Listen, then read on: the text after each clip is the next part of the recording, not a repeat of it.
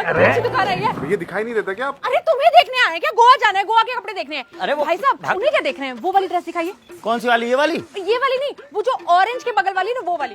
ये वाली? हाँ हाँ हाँ ये वाली। नहीं नहीं रहने दो, क्यों? छोटी है वो। अरे बिल्कुल फिट आएगी भाभी जी को। ए, ज्यादा बोलो तो टांग पटांग रख के चीर दूंगा अभी। अरे उसे ऐसे क्यों बोल रहे हो? नहीं लेनी वो ड्रेस। क्या दिक्कत है उस ड्रेस में? अरे वो ड्रेस पहन के चलोगी तो लोग आंख गड़ा के देखेंगे ना। अरे ये तो बढ़िया बात है भाई साहब। अरे हम गोवा जा रहे हैं, गोवा में ऐसे ही कपड़े पहने जाते हैं। तो फिर रहने दो, गोवा नहीं जाएंगे हम लोग। अरे गोवा का कैंसिल क्यों करना भाई साहब, मैं समझ गया आपकी पसंद। ये वाली ठीक रहेगी बिल्कुल। अरे नहीं नहीं नहीं, ये वाली नहीं, ये फुल स्लीव है। मुझे आप कट स्लीव दिखाओ। इस उम्र में कट स्लीव पहनोगी तुम? अरे भाई साहब इस उम्र में, जवानी में नहीं पहनेंगे तो क्या बुढ़ापे में पहनेंगे? दूसरी शादी क्या आपकी? मैं तो मजाक कर रहा था भाई साहब। पर भाई साहब मैं मजाक नहीं कर सकती, हमारे पास ज्यादा टाइम नहीं है। शाम को हमारी फ्लाइट है और हमें जल्दी निकलना है। आप कोई ड्रेस दिखाइए ना। इतने कपड़े होते हुए भी चैन नहीं है तुम्हें? नहीं क्या कपड़े हैं मेरे पास, जरा बताना। वो सूट और साड़ी, वो भी पुरानी। अरे गोवा में कोई सूट साड़ी पहनता है? बताना भाई साहब। बिल्कुल नहीं। लो उन्हें यहाँ रह के पता है कि गोवा में क्या पहनना चाहता है, पर तुम रहना लकीर के फकीर। मेरी बात मानो और एक टी शर्ट और एक लोअर तुम भी ले लो। एक ग्राम विकास अधिकारी टी शर्ट लोअर नहीं पहनता। तो भाई साहब निक्कर ले लो ना, गोवा के बीच में घूमना मजे से। तू ज्यादा नहीं बोल रहा है?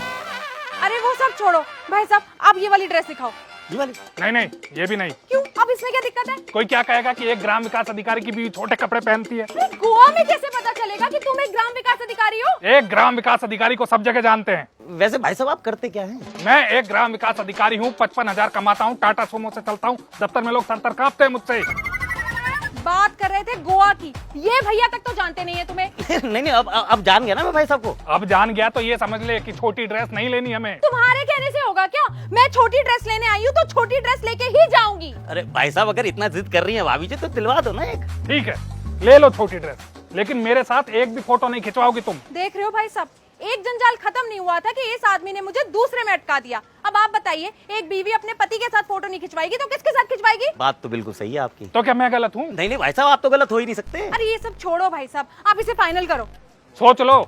सोच लिया, तुम्हारे साथ फोटो नहीं खिंचवानी ना, नहीं खिंचवाऊंगी। अरे फिर घूमने जाने का फायदा ही क्या है भाभी जी? अरे ये बात तो इन्हें समझनी चाहिए ना भाई साहब, कैसे कैसे तो घूमने जाने को मिलता है, उसमें भी ये आदमी नाक सिकोड़ने लगता है। क्या तो तुम ऐसे रही हो जैसे इतने सालों में कभी घूमी ही ना हो। बताना जरा, 30 साल में तुमने मुझे कहाँ कहाँ घुमाया? 30 साल हो गए शादी को? हाँ 30 साल हो गए ये सब झेलते झेलते। अरे इनके कहने का ये मतलब है कि मुझे देख के नहीं लगता कि मेरी शादी को 30 साल हुए हैं, है ना? हाँ वही तो कह रहा था मैं।